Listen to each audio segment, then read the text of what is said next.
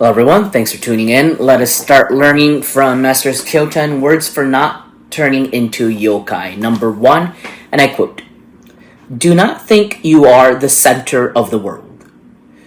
Words for not turning into yokai number 1.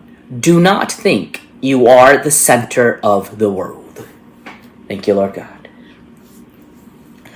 Alright, so for those who started the video from today, please look at the introduction video that I made yesterday that explains what a yokai is. So, as I explained yesterday, they're very self-centered beings and very selfish, and I think this sentence lies out the essence of selfishness and self-centeredness. A person full of ego, thinking that they are at the center of the world. Now, in one of past Master's lectures, Master Okawa has taught us that some of us humans, can have the size of our ego bigger than the universe. The sizes of our egos can be bigger than the universe, which means they've become the universal God, the creator themselves. So this may sound silly when I say it like this, but if I were to give you an example, people who don't have faith in God or anything higher above them probably already has this tendency. Because if you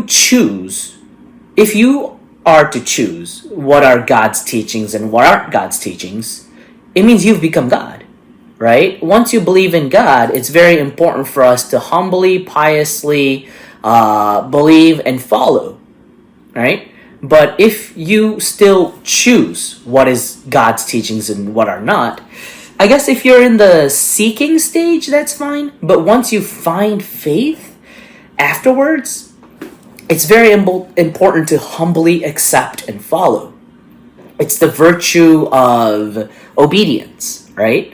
So that's one thing that came to my mind. Some people has their egos bigger than the size of the universe. Another teaching that came to my mind is, I think it was one of the Guide for the Mind series, like the poems, the short essays that you read in the beginning of monthly magazines. It went something like this. Don't try to make the world kneel towards you, but you should humbly kneel towards the world and pray for the happiness of others. So, humans have this instinctive desire of wanting to be greater, wanting to grow.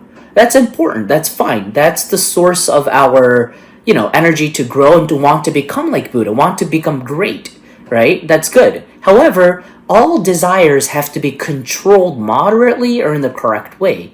If it's used incorrectly or if it's uncontrolled and untamed, what happens is we start thinking that we're at the center of the world around us is supposed to revolve around me, and you becomes very self-centered, and most likely you can fall to hell. But let's say that you were able to produce some good from your efforts and from whatever achievements you had in your life, then you might be able to return to heaven, but again, into the yokai realm, which is the rear side of heaven. So let us be very, very, very careful. When you hear these words, do not think you are at the center of the world.